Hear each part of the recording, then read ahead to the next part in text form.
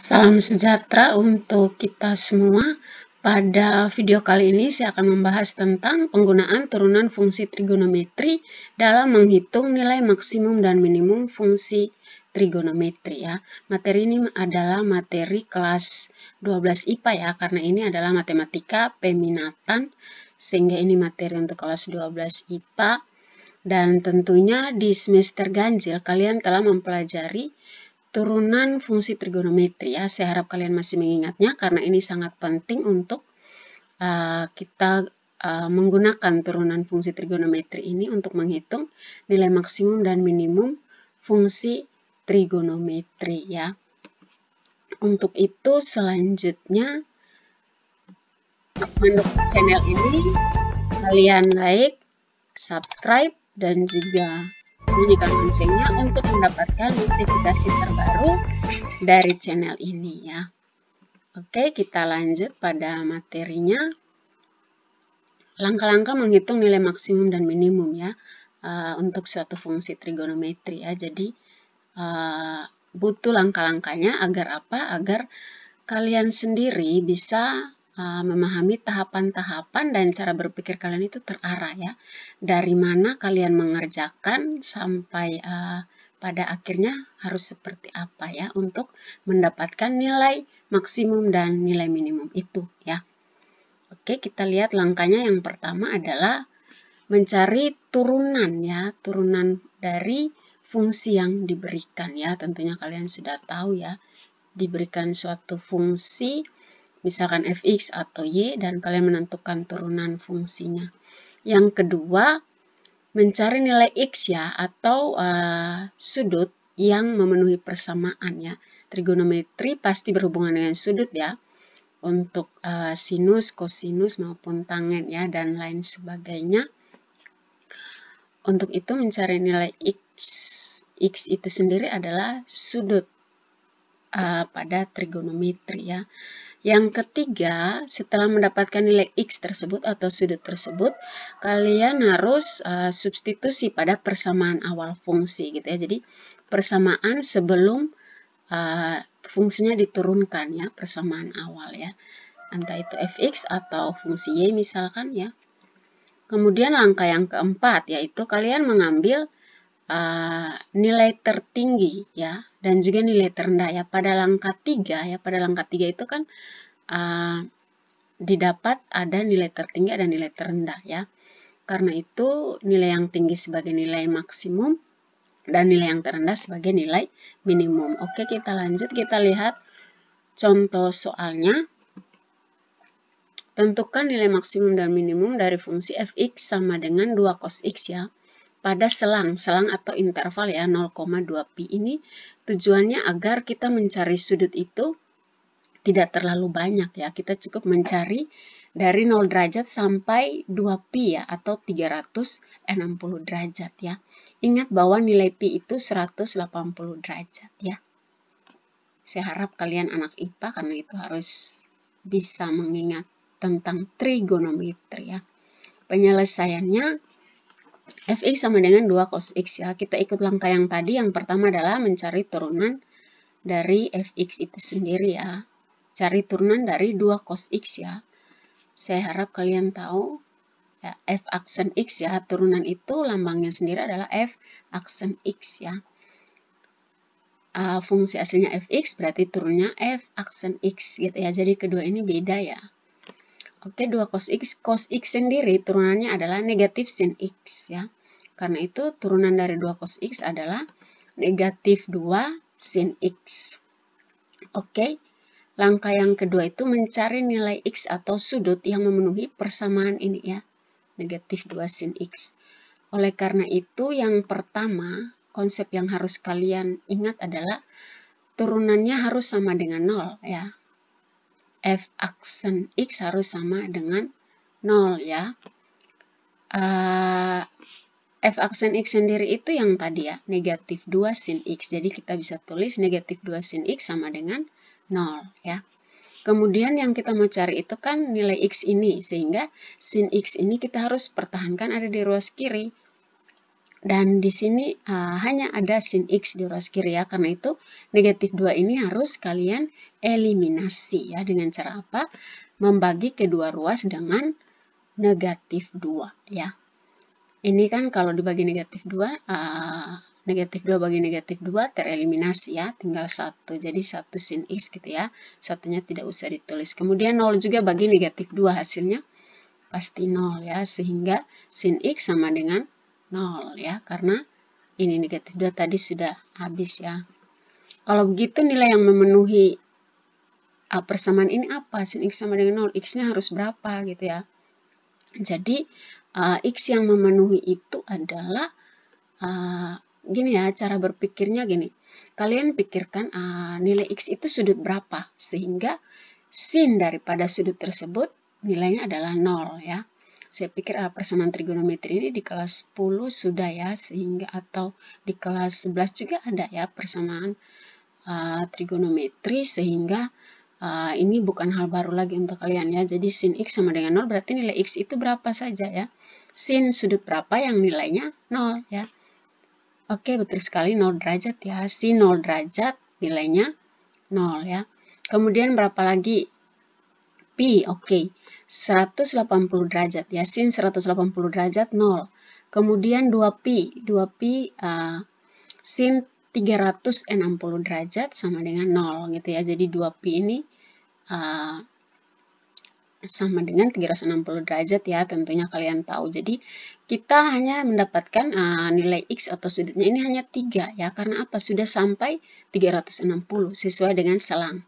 Selangnya kan 0 derajat sampai 360 derajat ya, sehingga di sini hanya sampai 360 derajat ya, tidak boleh lebih ya. Oke, ketiga nilai X ini kita harus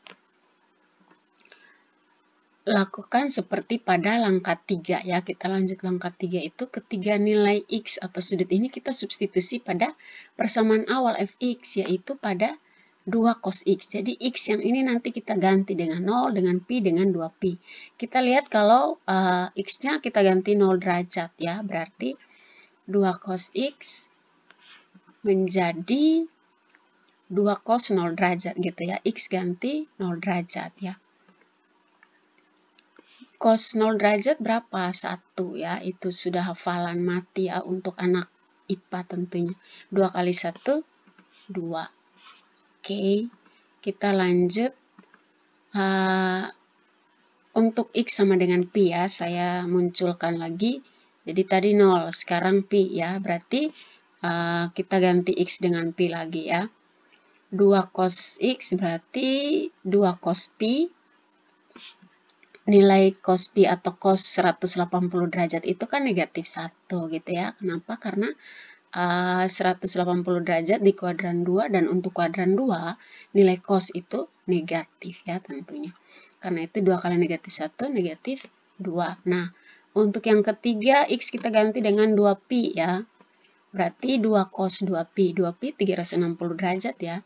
Cos 360 derajat kita ganti ya. Nilainya adalah 1 ya. Karena pada kuadran 4 ya, 360 derajat cos itu bernilai positif ya, sehingga 1 ya, 2 kali 1 sama dengan 2. Nah, dari ketiga nilai tadi kalau X sama dengan 0 kan positif 2 juga ya. Jadi ada 2 positif 2, ada 1 negatif 2 ya. Nah, dari ketiga nilai ini kalian lihat mana yang rendah, mana yang tinggi ya. Jadi mana yang besar, mana yang kecil gitu ya. Sehingga nilai minimumnya itu adalah negatif 2 tentunya. Nilai maksimumnya adalah positif 2 tentunya gitu ya. Mudah ya dalam pengerjaan. Jadi ingat langkah-langkah ya. Harus 1, 2, 3, 4 gitu ya. Oke, kita lanjut contoh soal berikut.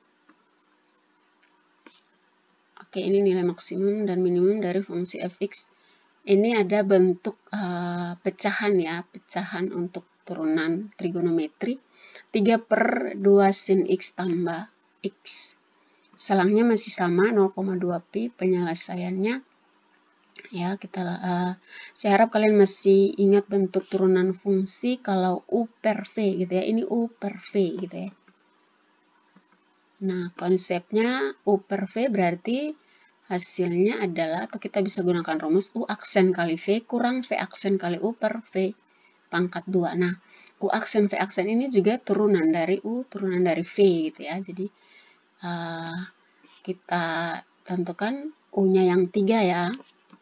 Turunan dari 3 itu 0 tentunya. V-nya yang ini 2 sin X tambah 3 ya. Turunan daripada sin X sendiri adalah cos X ya. Sehingga nilai dari V aksen adalah 2 cos X ya. Turunan 3 kan 0, jadi ini diabaikan ya. Sehingga 2 sin X turunannya 2 cos X ya. Kenapa kita cari U aksen V aksen? Sesuai rumus ya. Ada U aksen, ada V aksen gitu ya. Ini kita baru mau cari turunan ya. Kalau yang tadi cari turunannya mudah sekali karena itu bentuk biasa ya, bentuk linear ya, bukan bentuk pecahan. Oke. Kita lanjut substitusi ke rumus ya. Jadi U tadi 0 ya. U aksennya 0 kali V ya, berarti 2 sin X tambah 3. Kurang ya, ini kurang V aksen kali U. V aksen 2 cos X, U-nya 3 ya, berarti 2 cos X kali 3 per dengan V kuadrat ya, tetap. Oke, hasilnya ini kan sudah 0 ini. 0 kali dengan yang dalam kurung ini hasilnya 0. Tinggal kurang 2 cos X kali dengan 3 ya. Sehingga negatif kali 2 cos X, negatif 2 cos X kali 3 menjadi negatif 6 cos X ya. Ini pembilangnya per, penyebutnya tetap ya V kuadrat. Oke, kalau sudah dapat turunannya, kita mencari nilai X ya, memenuhi persamaan yang tadi ya, persamaan ini ya. Oke. Ingat bahwa dia tercapai kalau turunannya sama dengan 0 gitu. Jadi pada langkah 2 langsung ditulis ini ya. Fungsi turunan fungsinya sama dengan 0 ya. Nah, G aksen X sama dengan 0. Supaya ini ya, turunan tadi sama dengan 0 berarti cukup pembilangnya saja kita buat 0 gitu ya. Karena kalau pembilang 0, penyebut bilangan berapapun pasti nilainya 0 gitu ya. Jadi 0 per bilangan apapun itu pasti nilainya 0 ya. Sehingga pada cara ini kita cukup cari negatif 6 cos X itu adalah sama dengan 0 ya. Sehingga negatif 6 cos X sama dengan 0 ya, kita tulis ya. Karena hanya kita pakai pembilangnya saja ya. Penyebutnya kita abaikan gitu ya. Oke, cos X sama dengan 0 tentunya sama seperti tadi. Ini kita eliminasi negatif 6 ya. Sehingga 2 ruas bagi dengan negatif 6. Ruas kiri cos X, ruas kanannya tetap hasilnya 0. Oke, kita lanjut tentukan X-nya ya. Cos sudut berapa yang nilainya 0 ya. Kalau tadi sin sudut berapa nilainya 0. Sekarang cos sudut berapa nilainya 0 ya. Nilai X yang memenuhi adalah tentunya pi per 2 dan juga 3 pi per 2 ya. Ini pi per 2 berarti 90 derajat ya. 3 pi per 2 ini 270 derajat ya. Nanti bisa dicari ya. Kalau cos 90 itu kan 0 ya. Begitu juga 270 derajat 0. Oke, langkah 3 substitusi nilai X ya. Nilai X yang ini lagi ya, 2. Ke persamaan awal ya.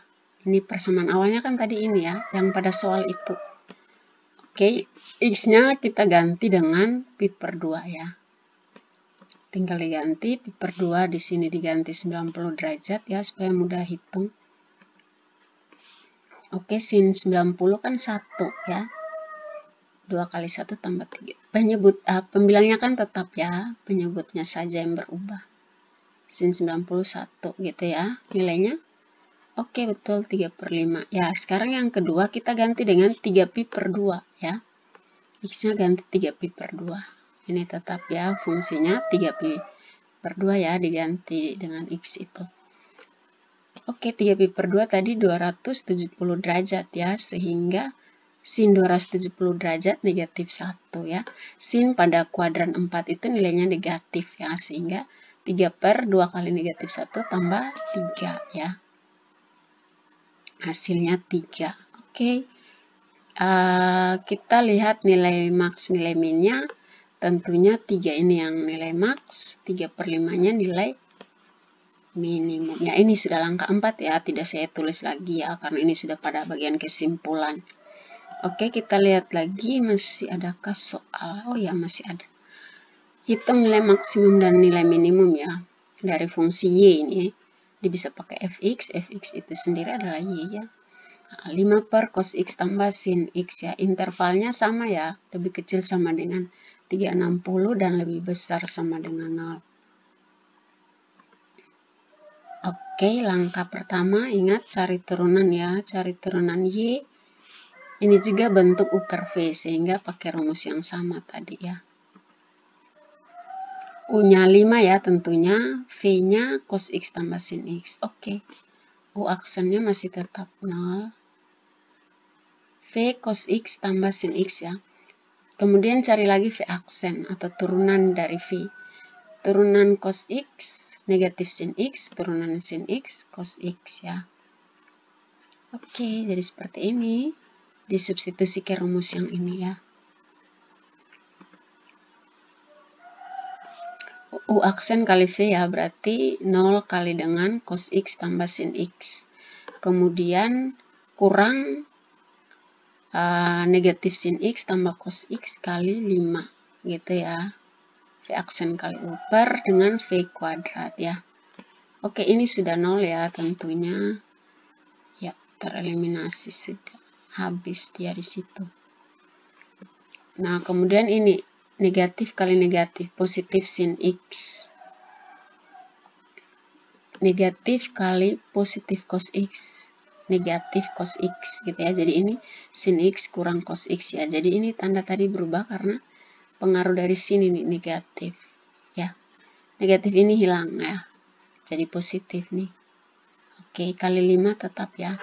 Oke, ini bentuk Y aksennya. Nah, untuk langkah yang kedua syaratnya apa? Y aksen harus sama dengan 0 ya. Kita konsepnya tadi. Berarti pembilangnya ini yang cukup dibuat sama dengan 0 ya. Berarti sin x kurang cos x kali 5 sama dengan 0. Nah, bagaimana supaya 5 ini tereliminasi? Caranya bagi dengan 5 tentunya ya. Oke, berarti kalau ini bagi 5 habis ya, habis terbagi dan ini tinggal sin x kurang cos x sama dengan 0. Nah, di sini sedikit kita manipulasi ya. Cara berpikir cepatnya ini negatif cos x ya, ke ruas kanan dia jadi cos x ya. Ini di kiri, ke kanan jadi positif. Oke, sin x sama dengan cos x, kita lihat nilai x yang memenuhi itu tentunya pi per 4 ya. Dan juga 5/4 pi atau 5 pi per 4 ya. Pi per 4 ini berapa? 45 derajat ya, dan ini juga ya bisa dihitung. Oke, kita lihat langkah 3 substitusi nilai yang tadi ya, pi per 4 dan 5/4 pi. Oke, x ini ya, cos x tambah sin x. Ingat bahwa pakai persamaan awal, persamaan yang di soal tadi ya. Pada langkah 3 pakai persamaan yang di soal. Oke, x ganti dengan pi per 4. 5 per cos pi per 4 tambah sin pi per 4. Oke, cos pi per 4, 1/2 akar 2, sin pi per 4, 1/2 akar 2 juga ya, sama. Kemudian di sini kita lihat ini sama-sama akar 2, berarti koefisiennya bisa kita jumlah. 1/2 ditambah 1/2, 1 ya, berarti ini 5 per 1 akar 2. Atau sama dengan 5 per akar 2. Ini bentuk irasional ya, karena ada bentuk akar. Kita buat dia menjadi rasional ya. Jadi tadi irasional, kita buat jadi rasional dengan cara kali dengan sekawan penyebut ya, sehingga dia menjadi ini tinggal 5/2 ini kemudian kali akar 2 gitu ya cara merasionalkan. Oke, baik, kita lanjut. X-nya 5/4 pi ya. Tinggal cos x berarti cos 5/4 pi tambah sin 5/4 pi. Oke. Ya, cos 5/4 pi negatif 1/2 akar 2, begitu juga sin 5/4 pi ya. Ini juga dijumlahkan ya, negatif 1/2 tambah negatif 1/2 menjadi negatif 1 ya.